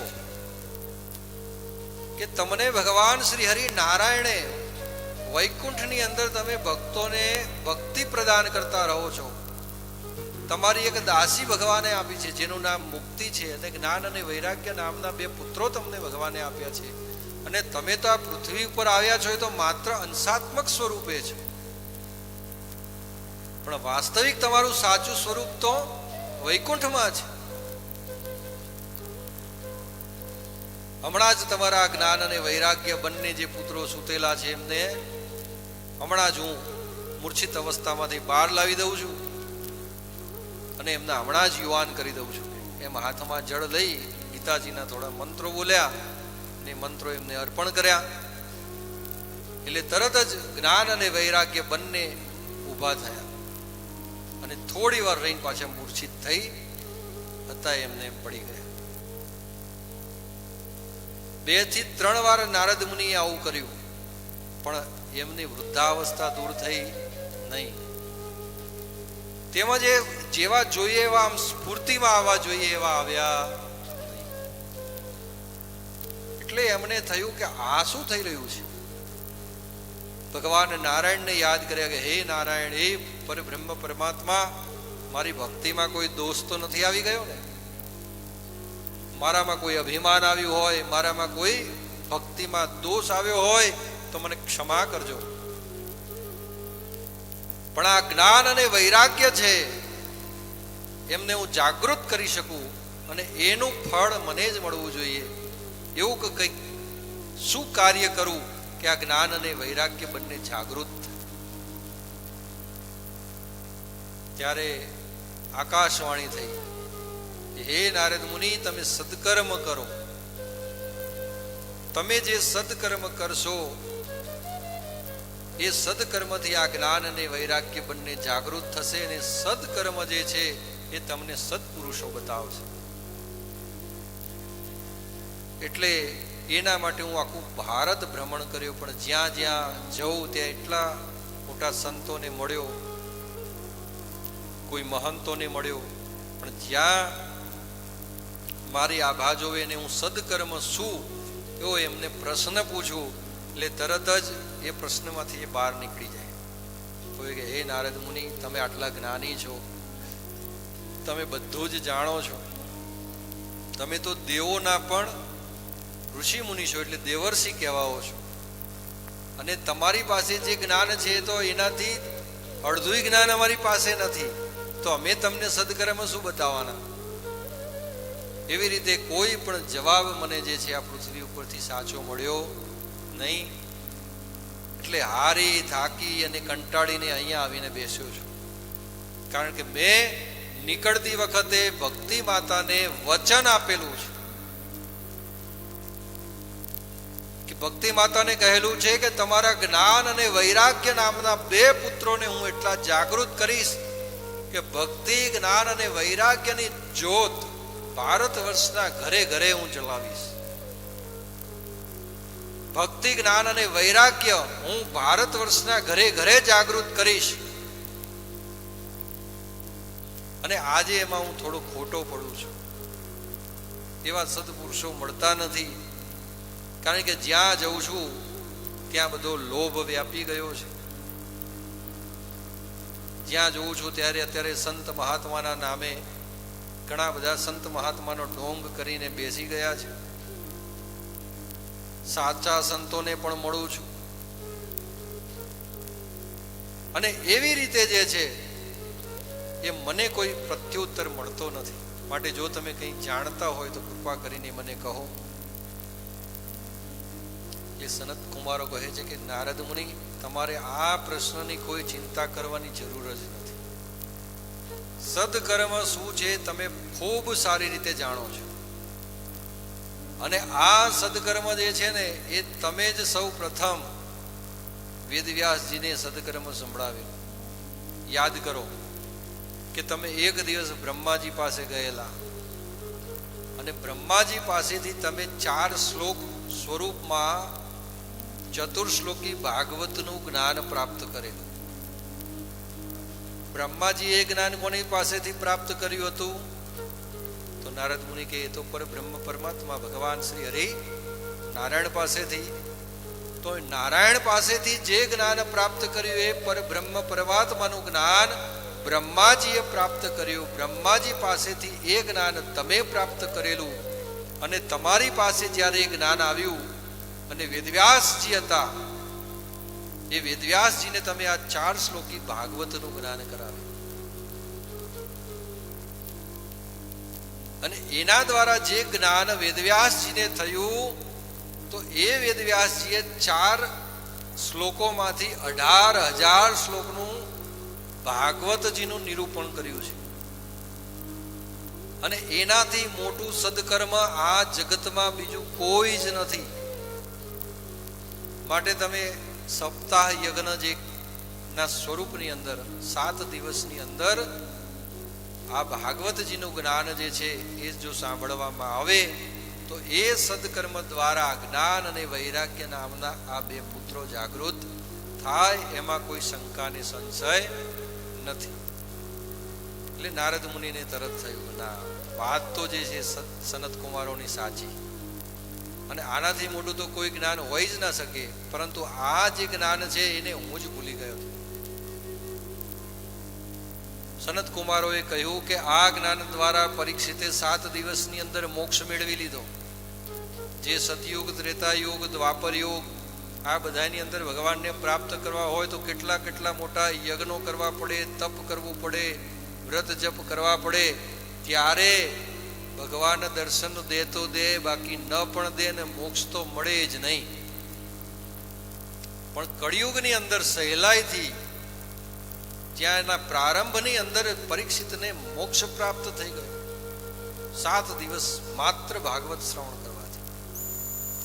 ભાગવત જેટલું પવિત્ર શાસ્ત્ર જે છે આ જગતમાં બીજું કોઈ જ નથી. ત્યારે નારદ મુનિને થયું કે મારે હવે આ ભાગવતજીની જ્ઞાન સત્ર બોલાવવું છે. તમે સનત કુમારો જે છે કથા કરો અને હું શ્રોતા બનીશ, હું કથા સાંભળીશ, અને મારી સાથે અનેક જે ભારત વર્ષના સંતો છે, મહાત્માઓ છે, એ બધાને આમંત્રણ આપીશું, અને આમંત્રણની અંદર જ્યારે આવે પછી આપણે આ ભાગવત કથાનો ભવ્ય રીતે અને દિવ્ય રીતે પ્રારંભ કરીએ. તો સનત કુમારોને કહ્યું કે 7 દિવસ વિધિપૂર્વક ભાગવતજીનું વિધાન શું છે એ મને તમે સમજાવો. ત્યારે સનત કુમારો જે છે સંપૂર્ણ 7 દિવસનું વિધાન નારદ મુનિને સમજાવે છે, અને વિધાન સમજાયા પછી નારદ મુનિ જે છે ભારત વર્ષમાં ભ્રમણ કરી કરી અને જે મોટા મોટા સંતો હતા, મહાત્માઓ હતા, એ બધાને હરિદ્વાર ક્ષેત્રની અંદર બોલાવે છે, અને હરિદ્વાર ક્ષેત્રની અંદર હરિઘાટ ઉપર ભાગવતજીની કથાનું રસપાન કરાવવાનું નક્કી થાય છે.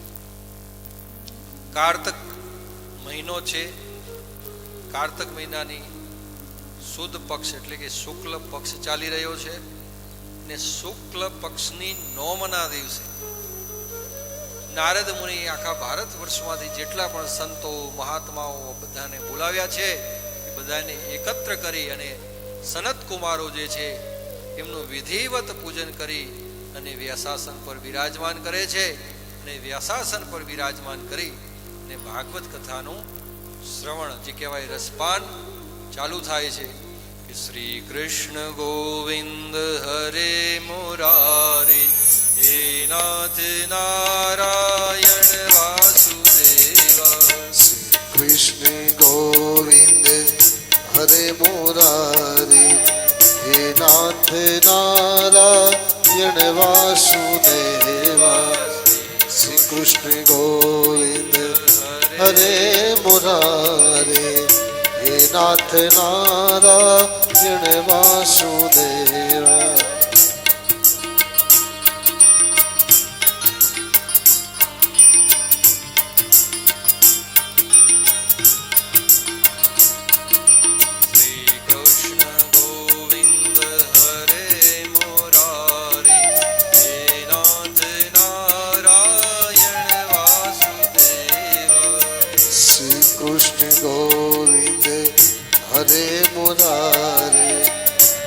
નાથ નારાયણ વાસુદેવા. બોલો શ્રી કૃષ્ણ કનૈયા લાલ કી જય. એટલે સનત કુમારો જે છે એ કથા કહેવાનો પ્રારંભ કરે છે, ને પ્રારંભની અંદર જ નારદ મુનિ છે ને એ પણ પ્રમાણ માગે છે કે હે સનત કુમારો. નારદ મુનિને પ્રમાણ એટલા માગે કે એટલા માટે કે સનત કુમારો જે હતા એ બધા જ સનત કુમારે કથાની અંદર કહ્યું કે આ જે કથા છે ને એ અધમમાં અધમ પાપ કર્યું હોય, જેની પાપની કોઈ સીમા ના હોય, એવા અધમ પ્રકારના પાપ કરેલા વ્યક્તિ પણ જો ભાગવત કથા 7 દિવસ નિયમિત રીતે શ્રવણ કરે તો આ જન્મના નહીં પરંતુ જન્મો જન્મના પાપોમાંથી મુક્ત થઈ જાય છે. ત્યારે નારદ મુનિએ કહ્યું કે એનું કોઈ પ્રમાણ ખરું? એવું કંઈક પ્રમાણ હોય કે કોઈ એવો પાપી હોય અને એ પાપી પાપમાંથી મુક્ત થયો હોય તો અમે માનીએ કે ભાઈ આ કથા એટલી સામાન્ય નથી, બહુ મહાન કથા છે ને એટલું એનું પુણ્ય છે. ત્યારે જે છે એ ધંધોકારીની જે કથા જે છે આખી સંભળાવે છે કે આત્મદેવ નામનો એક બ્રાહ્મણ, તુંગભદ્રા નામની નદી હોય છે, એ તુંગભદ્રા નદીના કિનારે આત્મદેવ નામનો એક બ્રાહ્મણ રહેતો હોય છે, કર્મકાંડ કરતો હોય છે, પરંતુ એને કોઈ સંતાન થતા નથી. સંતાન પ્રાપ્તિ માટે વનમાં જઈને તપ કરે છે. તપના કારણે એના પુણ્યના કંઈક ફળ હશે કે એક ઋષિ મુનિ ત્યાં એને દર્શન આપે છે. ઋષિ મુનિનો પ્રસાદ પ્રાપ્ત થાય છે. એક ફળ લઈને ઘરે આવે છે. ઘરે એ ફળ લઈ અને આવ્યા પછી પોતાની ધર્મપત્ની હોય છે એને કહે છે કે આ ફળ ખાઓ તો એના સારા પરિણામ પ્રાપ્ત થશે અને તમને સંતાન પ્રાપ્ત થશે. પરંતુ એ જે એમના ધર્મપત્ની હોય છે એ સંતાન પ્રાપ્ત થાય એનાથી બીતા હોય છે કે મારું શરીર વધી જશે, કદાચ સંતાન આવશે અને કદાચ ગર્ભવતી થવું અને હું જીવું કે ન જીવું, કદાચ મારું મૃત્યુ પણ થાય. એટલે એવા બધા ભયથી એને એટલો બધો ભય સતાવતો હોય છે કે ફળ ખાતી નથી. પરંતુ એ જ સમયમાં એના બેન જે છે ત્યાં આવે છે. બેનને બધી વાત કરે છે. એટલે બેન કહે છે કે જો તારે સંતાન ન જોઈતું હોય તો હું ગર્ભવતી છું, મારું સંતાન તું લઈ લેજે, તને હું આપી દઈશ ને એની સામે મારા જે સંતાનોનું ભરણ પોષણ કરવામાં મને તકલીફ પડે છે તો થોડી ઘણી તું મને મુદ્રાઓ આપતી રહેજે, મારું સંતાન હું તને આપી દઈશ. અને કે આ ફળ છે તો ફળ કે સામે ગાય છે, ગાયને ખવડાવી દે. એટલે ઋષિ મુનિએ આપેલું જે પ્રસાદ હતી એ ગાયને અર્પણ કરી દેવામાં આવે છે. થોડો સમય જાય છે એટલે જે એની બેન ગર્ભવતી હતી એને જે સંતાન આવ્યું, સંતાન આ બ્રાહ્મણ પત્ની હતી જેનું નામ હતું ધાંધુલી. એ ધાંધુલીને આપી દીધું. અને બ્રાહ્મણને તો એમ કે ભાઈ મને સંતાન પ્રાપ્ત થયું છે એટલે અરખાતો આખા ગામમાં કહે છે કે ભાઈ મારે પુત્ર પ્રાપ્ત થયો. એટલે ગામવાળા પણ, ગામની અંદર તો કેવું હોય કે ગોરભા હોય ને બધા બહુ માને, અને ગોરભા હોય બ્રાહ્મણના ત્યાં કંઈક સારું કાર્ય થાય ને એટલે આખા ગામને એમ લાગે કે ભાઈ અમારા ગોરભાના ત્યાં પ્રસંગ થઈ રહ્યો છે એટલે બધા જોડાય. એટલે ખૂબ સારી એવી દાન ભેટ લઈને આવે છે અને આ પ્રસંગને વધાવે છે. 2-3 મહિનાનું અંતર થયું ત્યારે ગૌ જે ગાય હતી એ પણ પ્રસૂતા થાય છે અને ગાય એક માનવ પુત્રને જન્મ આપે છે. અને માનવ પુત્રને જન્મ આપી બધા અચંબિત પડી જાય છે કે ગાયને માનવ પુત્ર, અને એના કાન જે હોય છે ને ગાય જેવા હોય છે. એટલે આખું નગર જે છે એ તુંગભદ્રા નગરમાં જ્યારે ખબર પડી ત્યારે બધા જ નગરવાસીઓ જે છે એ ત્યાં આવે છે અને આવી અને આ પુત્રના દર્શન કરે છે. સમય અંતર જાય એટલે જે ધંધુકારી ધાંધુલીથી જે જન્મેલો બાળક છે એનું નામ, એના નામકરણ સંસ્કાર થયા, એનું નામ ધંધુકારી પાડ્યું. અને ગાયથી જે માનવ પુત્ર ઉત્પન્ન થયો એનું નામ ગોકર્ણજી પાડ્યું. સમય અંતરે બંને પુત્રો મોટા થતા ગયા, પણ જેમ સંતાનો મોટા થતા જાય એમ મા બાપને ખબર પડતી જાય. પુત્રના લક્ષણ અને બોલો તો ખરા, બહુ ઠંડી હોય. પુત્રના લક્ષણ અને વહુના બારણામાં એમ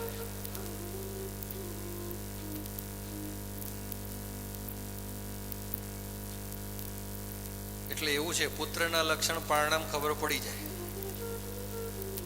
બીજું તો અહીં કહેવત છે ભાઈ, શાસ્ત્રમાં એવું લખેલું નહીં હો કે વહુના લક્ષણ બારણામાં, પણ તમે બધા હોશિયાર છો, સમજી જતા છો.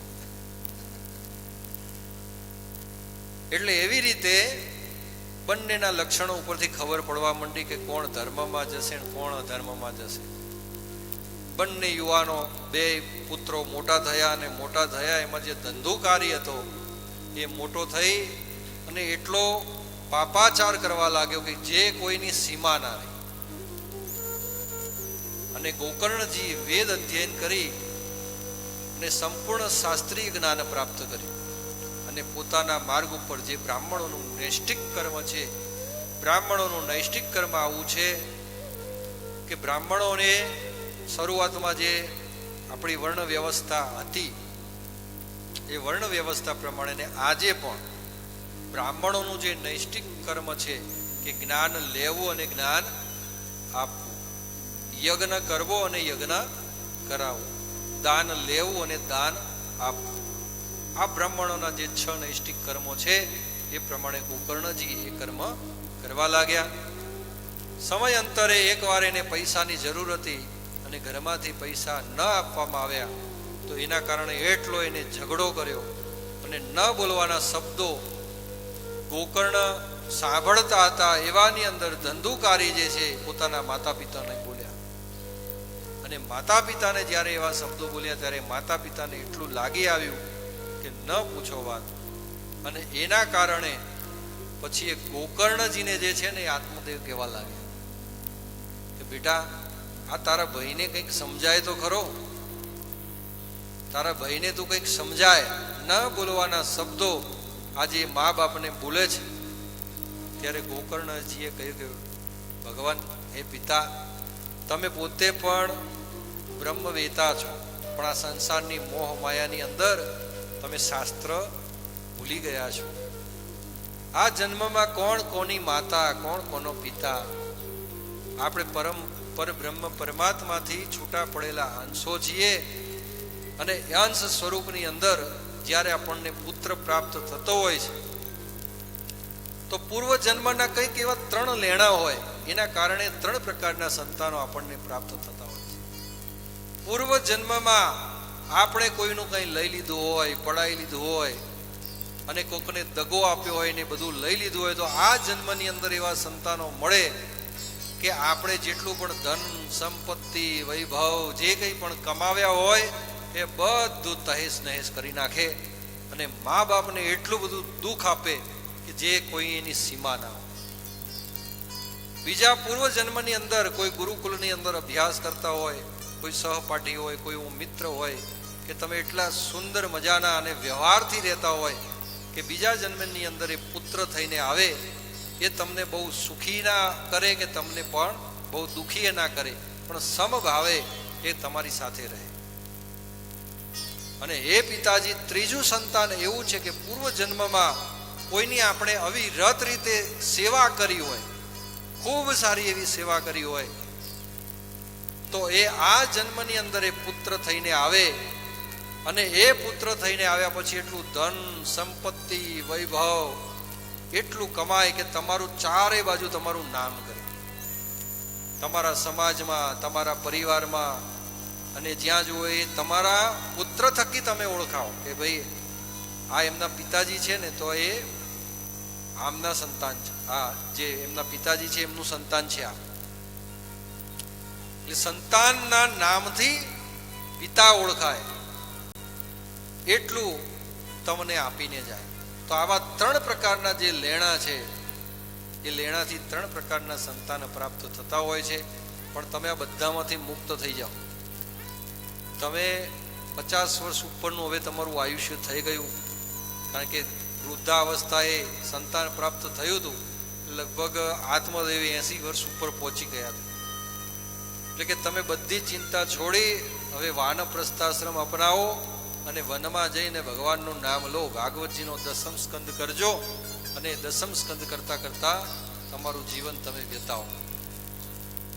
એટલે પુત્રની આ વાત સાંભળી આત્મદેવ વનમાં જઈ અને આત્મકલ્યાણના માર્ગે ચડી ગયા અને ભાગવતજીનો 10મો સ્કંદ કરી અને પોતાનું જીવન વ્યતીત કર્યું અને પોતાનો આત્મા પરમાત્મામાં લીન કર્યો. બોલો શ્રી કૃષ્ણ કનૈયા લાલ કી જય. એક વખત ધંધુકારીને વધારે પૈસાની જરૂર હોય છે, એની માતા પાસે માંગે છે પણ એ આપતા નથી. અને એના કારણે આ ધંધુકારી એમને ઘણો બધો માર મારે છે. ઘણો બધો માર મારવાથી એને ઘણું બધું દુઃખ થાય છે. અને ધાંધુલી જે હોય છે એ કૂવામાં પડી અને આત્મસમર્પણ કરી નાખે છે. એટલે એવી રીતે ધાંધુલી પણ આ દુનિયામાં રહી નથી. ગોકર્ણજી તીર્થયાત્રાએ નીકળી ગયા છે. અને ધંધુકારી જે છે એ 5 રૂપ જીવિકા છે પોતાના ઘરમાં લઈને આવે અને એમનું ભરણ પોષણ કરવા માટે ન કરવાના કાર્યો કરે. ચોરીના રવાડે ચડી ગયો છે. એકવાર રાજાનો ખજાનો લૂંટીને લાવ્યો છે. અને રાજાનો ખજાનો જે છે એ આ જે 5 રૂપ જીવિકા છે એમને ખબર પડી કે આ તો રાજાનો ખજાનો લૂંટીને લાવ્યો છે. ને જ્યારે આ પકડાશે ત્યારે એનું મૃત્યુ નિશ્ચિત છે. એટલે 5 જણા એવું વિચાર કરે છે કે કંઈક કરી અને આપણે એને મારી અને બધું ધન લઈ અને આપણે અહીંયાથી પલાયન થઈ જઈએ. અને એવી રીતે આ 5 રૂપ જીવિકા જે છે એ ધંધુકારીને વિષ પીવડાવીને મારી નાખે છે. એના મુખની અંદર ધગધગતા અંગાળા નાખે છે. અને મૃત્યુ થાય એટલે ખાડામાં દાટી દઈ અને એને બધું ધન છે બધી 5 સરખા ભાગે વહેંચી અને નગર બહાર નીકળી જાય છે. ગોકર્ણજીને ખબર પડી ઘણા સમય પછી કે ભાઈ તમારા ભાઈ સાથે તો આવું થયું છે. એટલે એ વખત ગોકર્ણજી ગયા તીર્થમાં હોય છે. એટલે ત્યાં આગળ ધંધુકારી જે હોય છે એ ધંધુકારીની બધી ક્રિયાકર્મ કરાવે છે. અને બધું તીર્થ સ્થાન ફરી અને જ્યારે પાછા પોતાના ઘરે આવે છે ત્યારે રાત્રે એમને ભયંકર અવાજો સંભળાય છે. ઘડીકમાં મોટું પાડાનું રૂપ થઈ જાય, ઘડીકમાં રાક્ષસનું રૂપ થઈ જાય, કોઈ દેવી દેવતાનું સ્વરૂપ થઈ જાય. ને ભયંકર રીતે બધા અલગ અલગ રૂપો જે છે એ ગોકર્ણજીને દેખાવા લાગે છે. ત્યારે પ્રેત સુક્તમનો પાઠ કરી અને જ્યારે ગોકર્ણજી છે એ પ્રેત ઉપર નાખે છે ત્યારે એને વાચા ફૂટે છે. અને વાચાના સ્વરૂપમાં ગોકર્ણજી પ્રશ્ન કરે છે કે ભાઈ તું કોણ છે અને શા માટે અહીંયા હેરાન પરેશાન કરી રહ્યો છે. ત્યારે રડતા રડતા રડતા અવાજે કહે છે કે હે ભાઈ, હું બીજો કોઈ નહીં પણ તમારો ભાઈ ધંધુકારી છું. આખી જિંદગી ન કરવાના કાર્યો મેં કર્યા અને ન કરવાના કાર્યોના કારણે આજે હું પ્રેત યોની પામ્યો છું અને પ્રેત યોનીથી આ પીડાઈ રહ્યો છું. ત્યારે ગોકર્ણજીએ કહ્યું કે તારું મેં પિંડદાન તો ગયા તીર્થની અંદર કરેલું છે. ત્યારે આ પ્રેત બોલે છે કે એ ભાઈ, મેં આ જગતની અંદર એવા મેં પાપો કર્યા છે કે તમે આવા તીર્થ સ્થાનની અંદર મારા 100 વાર પિંડદાન કરો તો એનાથી મારો મોક્ષ થવાનો નથી. પણ આ પ્રેત યોનિની અંદર હું ખૂબ પીડા ભોગવી રહ્યો છું. મારા ઉપર કંઈક કલ્યાણ કરવા માંગતા હોય તો મને આ પ્રેત યોનિમાંથી મુક્ત કરો. ત્યારે ગોકર્ણજી કહે છે કે એ ભાઈ, તને આ પ્રેત યોનિમાંથી મુક્ત અવશ્ય કરીશ, પરંતુ અત્યારે તને જે રહેવાનું ભગવાને સ્થાન આપ્યું હોય એ સ્થાન ઉપર જઈ અને શાંતિથી રહે, હું આનો કંઈક ઉપાય શોધીશ. બધા વિદ્વાન પંડિતો હોય છે એમને બોલાવી અને બધી હકીકત કહે છે કે મારે કયું એવું સદકાર્ય કરવું જોઈએ કે જેનાથી મારા ભાઈનો ઉદ્ધાર થાય.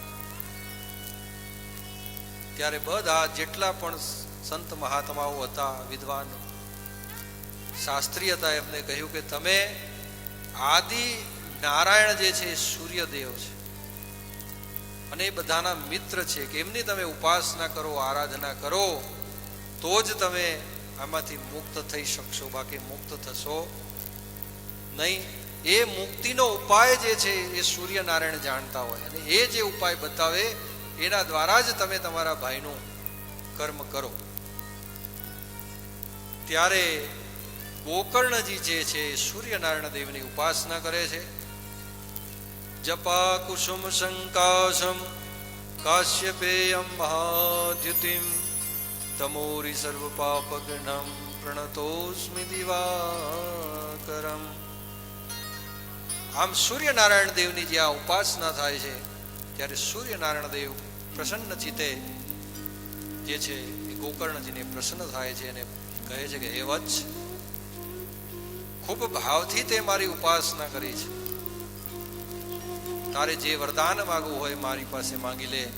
ત્યારે સૂર્યનારાયણ પાસે માત્ર ગોકર્ણજી એટલું માગે છે કે હે ભગવાન, તમે મારા ઉપર જો પ્રસન્ન થયા હોય તો મારો જે આ ભાઈ છે ધંધુકારી, જેને અધમ પ્રકારના પાપો કર્યા છે ને એને મુક્તિ મળવી સંભવ નથી, તો હું કયો ઉપાય કરું કે જે ઉપાયથી મારા ભાઈની મુક્તિ થાય. ત્યારે સૂર્યનારાયણ દેવ જે છે એ ગોકર્ણજીને કહે છે કે આજથી ઘણા વર્ષ પહેલા, આજથી 200 વર્ષ પહેલા ભગવાનનો સદભક્ત હતો પરીક્ષિત, અને એ પરીક્ષિત છે એને સુખદેવજી મહારાજ છે, એ સુખ મહારાજે ભાગવત શાસ્ત્ર જે સંભળાવેલું, અને એ જે ભાગવત શાસ્ત્ર સાંભળવાથી પરીક્ષિતને માત્ર 7 દિવસની અંદર મુક્તિ મળી ગઈ હતી. તો એ ઉપાય જે છે તમે તમારા ભાઈ માટે કરો. એટલે કઈ રીતે 7 દિવસ ભાગવત સાંભળી હતી એ બધો વૃત્તાંત જે છે એ સૂર્યનારાયણ દેવે જ્યારે ગોકર્ણજીને કહ્યો, ત્યારે ગોકર્ણજીને વિશ્વાસ થયો કે આ ભાગવતજીનું જ્ઞાન જે છે એ મારો ભાઈ શ્રવણ કરશે તો એનો મોક્ષ નિશ્ચિત છે. તરત પોતાના ગામમાં આવે છે. ગામમાં આવીને જેટલા પણ પોતાના સગાવાલા હોય છે, ઈષ્ટ મિત્રો હોય છે, એ બધાને બોલાવે છે અને બોલાવીને વાત કરે છે કે જ્યારે હું પ્રથમ દિવસે મારા ઘરે આવ્યો ત્યારે મારો ભાઈ ધંધુકારી એક પ્રેત સ્વરૂપે મને મળ્યો, અને એ પ્રેત યોનિ પામેલો છે, તો એની મુક્તિ માટે આપણે ભાગવત શાસ્ત્ર જે છે એ 7 દિવસ શ્રવણ કરવાનું છે, અને એની કથા એ પ્રેતને આપણે સંભળાવવાની છે.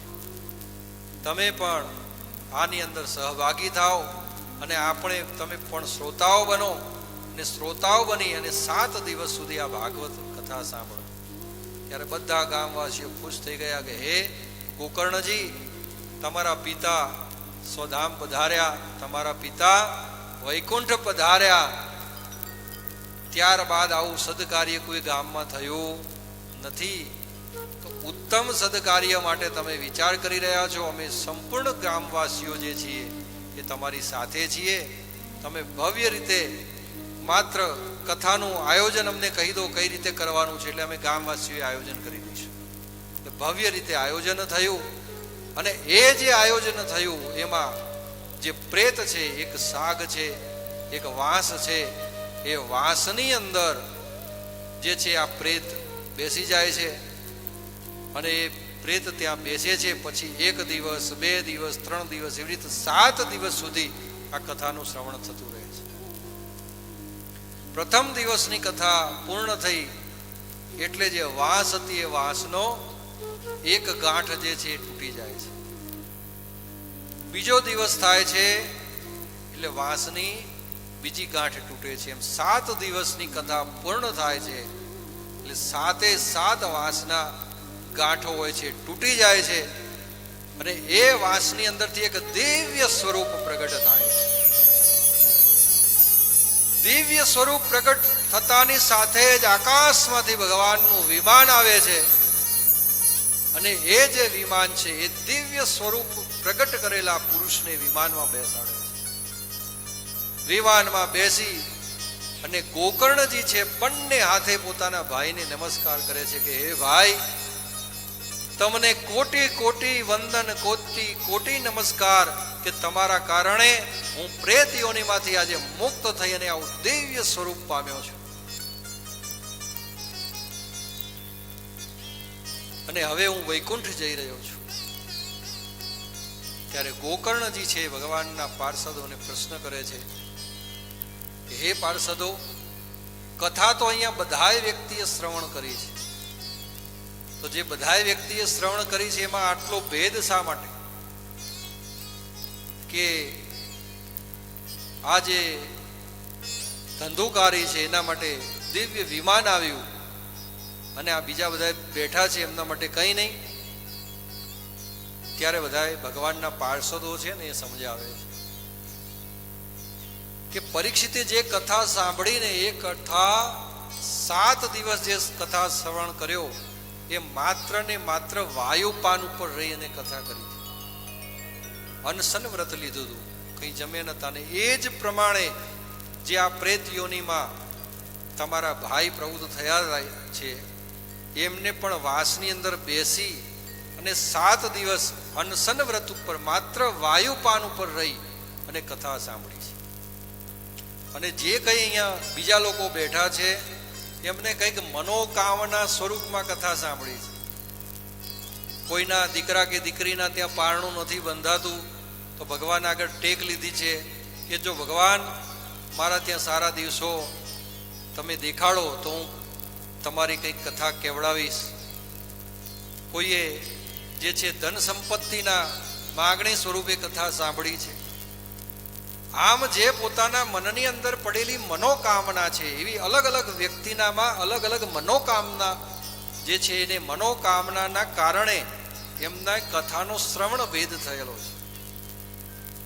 એટલે આ કથા એમને વિમાન નથી આવ્યું. પણ એમની મનોકામના પૂર્ણ થાય અને જ્યારે એ પણ 7 દિવસ વાયુપાન ઉપર રહી અને આ કથા શ્રવણ કરશે તો એમને પણ અવશ્ય મુક્તિ મળશે મળશે ને મળશે, એમાં શંકાને સ્થાન નથી. અને એવી રીતે જે ગોકર્ણજી છે બધાને સમજાવે છે, બધાએ પણ સાંભળ્યું. અને દિવ્ય વિમાનમાં જ્યારે ધંધુકારીનો પરમ દિવ્ય આત્મા જતો હોય છે ત્યારે ગામવાસીઓ પણ ભગવાન પ્રત્યેની ભક્તિ જાગૃત થઈ, જ્ઞાન જાગૃત થયું, વૈરાગ્ય જાગૃત થયું અને એ પણ બધા હર્ષ અને ઉલ્લાસમાં આવી ગયા કે આપણે એક સદકાર્ય કર્યું. 6 મહિનાના અંતરે ફરીથી ભાગવતજીની કથાનું આયોજન થાય છે. ને ભાગવતજીનું કથાનું આયોજન થઈ બધા જ ગામવાસીઓ જે હોય છે એ નિરાહાર રહી અને વાયુપાનથી 7 દિવસ સુધી ભાગવતજીનું શ્રવણ કરે છે. અને 7 દિવસ જ્યારે કથા પૂર્ણ થાય છે ત્યારે ગામવાસીઓ માટે અને સ્વયં ગોકર્ણજી માટે પણ દિવ્ય વિમાન આવે છે. અને દિવ્ય વિમાનની સાથે જેટલા પણ કથા શ્રવણ કરતા હોય છે બધાને ભગવાનના પાર્ષદો પોતાના ધામમાં લઈ જાય છે અને બધાને મોક્ષ પ્રાપ્ત થાય છે. બોલો શ્રી કૃષ્ણ કનૈયા લાલ કી જય. આજની કથાનો આજે અહીંયા વિરામ લઈશું અને વિરામ લીધા પછી બધાએ પ્રસાદ લઈ અને સમયસર કેટલા વાગે બરોબર?